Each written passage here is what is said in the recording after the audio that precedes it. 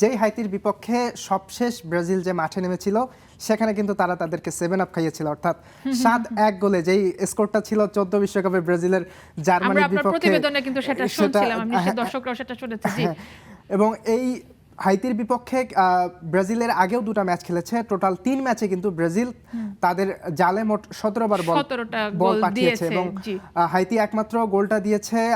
তিনি এখন এই বিশ্বকাপে খেলছেন না, মার্সেলিন। তিনি আসলে এই কিছুদিন আগে একটা সাক্ষাৎকারে বলেছেন যে ব্রাজিলের মতো একটা দলের বিপক্ষে গোল পেয়েছেন তিনি হাইতির একমাত্র ফুটবলার হিসেবে, সেটাও তার কাছে গর্বের বিষয় 17 গোল দেওয়ার পরে। তাহলে নিশ্চিতভাবে বোঝা যাচ্ছে যে ব্রাজিল এখানে কিছুটা ফেভারের জায়গায় থাকছে, কিছুটা না, এটা অনেকটা ফেভারিট থাকছে। এবং আরেকটা কথা সারা, যদি ব্রাজিলকে চ্যাম্পিয়ন হয়ে গ্রুপ পর্ব থেকে নকআউটে যেতে হয় তাহলে কিন্তু তাদেরকে এখানে গোল উৎসবটা করতেই হবে এবং বড় গোলের ব্যবধানে তাদেরকে জিততেই হবে। সবুজ প্লেইং 11-এ পরিবর্তন আনার আভাস মিলেছে কার্লো আনচেলত্তির প্রেস ব্রিফিং এ। নেইমার খেলছেন না, নেইমার ইনফ্যাক্ট দলের সাথেই ট্রাভেল করেনি।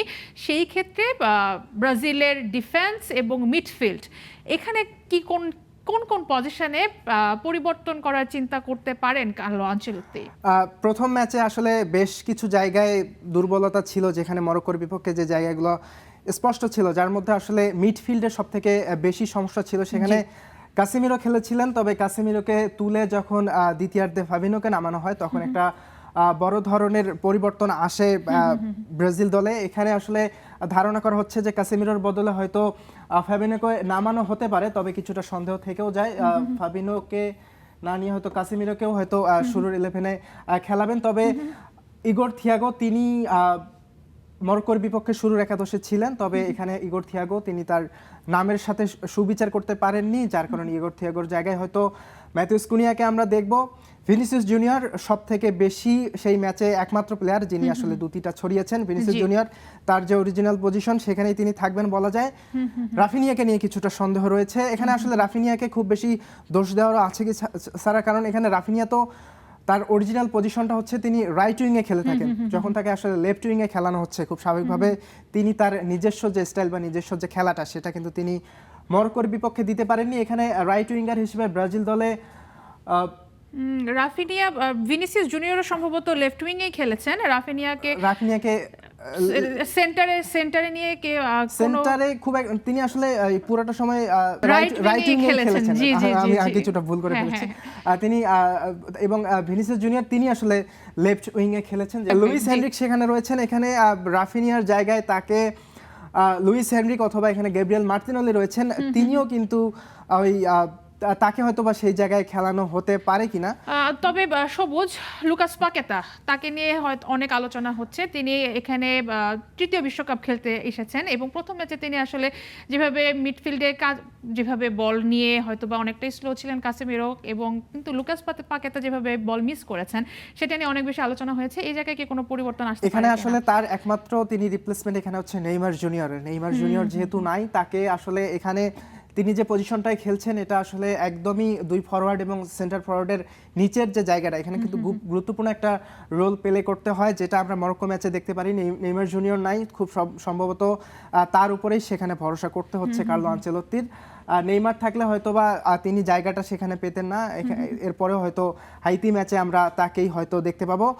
এছাড়া কিন্তু আমরা দুই ফুল ব্যাকে হয়তো পরিবর্তন হতেও পারে। এখানে দানিলো তিনি হয়তো খেলতে পারেন। রোজারি মেনেস প্রথম ম্যাচে নেমেছিলেন, তাকে হয়তো আমরা এই জায়গাটায় দানিলোকে হয়তো শুরু একাদশে দেখবো, কারণ আমরা কিন্তু দানিলোকে প্রেস কনফারেন্সে আমরা তাকে দেখেছি। ব্রাজিলের ডিফেন্স নিয়ে সবসময় আলোচনা হচ্ছে। অ্যালিসন বেকারেরও তিনি নিজেও আসলে প্রেস কনফারেন্সে এসে বলছিলেন যে রক্ষণের আসলে অনেকটাই কাজ করার বাকি আছে। এই জায়গাতে কি কোনো ধরনের পরিবর্তন আঞ্চলিক করবেন কি মনে হচ্ছে? গ্যাব্রিয়েল মাগালাস এবং মার্কিনোস তারা দুজনে কিন্তু বর্তমান সময়ের অন্যতম সেরা দুই ডিফেন্ডার। যদি আমরা প্রথম ম্যাচে গ্যাব্রিয়েল মাগালাসের কিছুটা ভুল কিংবা কিছুটা জায়গা আসলে তিনি স্পেসটা দিয়েছিলেন, যে ভুলটা আসলে মিডফিল্ড থেকেও বলা যায় ব্রাজিলের মিডফিল্ডের সমস্যাটা ছিল। গ্যাব্রিয়েল মাগালাস এবং মার্কিনোসকে হয়তো আমরা শুরু একাদশে দেখবো। এছাড়া আসলে দ্বিতীয়ার্ধে হয়তো বা আমরা সেখানে রজার ইবনেস কিংবা ব্রেমার রয়েছেন, তাদেরকে হয়তো বা আনচেলত্তি নামাতে পারেন। তবে এতটুকু আশা করা যায় যে শুরু থেকে কার্লো আনচেলত্তি তাদেরকে খেলাবেন। খুব বেশি যদিও আনচেলত্তি আসলে অনেকটা হেসে হেসেই বলেছেন এই কথাটা যে 4 থেকে 5টা পরিবর্তন হয়তো দেখব। তবে সেন্টার ফরওয়ার্ডের যে পজিশন সেখানে ইগোর থিয়াগোর জায়গায় ম্যাথিউস কুনা হয়তো খেলবেন, ব্রাজিলিয়ান সংবাদমাধ্যম গ্লোবো তারাও সেটা বলছেন। রাফিনিয়ার জায়গাটা পরিবর্তন হতে পারে, সেখানে আমরা মার্টিনেল্লিকে দেখতে পারি। এছাড়াও দ্বিতীয়ার্ধে হয়তো আমরা এনরিকের কথা বলছিলাম, এনরিক তার এখনো বিশ্বকাপে অভিষেক হয়নি। এনরিকে নিয়ে কিন্তু অনেক বেশি পরীক্ষা নিরীক্ষা হয়েছে। হ্যাঁ। ব্রাজিল শিবিরের যে সবশেষ খবর এবং আলোচনাগুলো বিভিন্ন সংবাদ মাধ্যমে হয়েছে,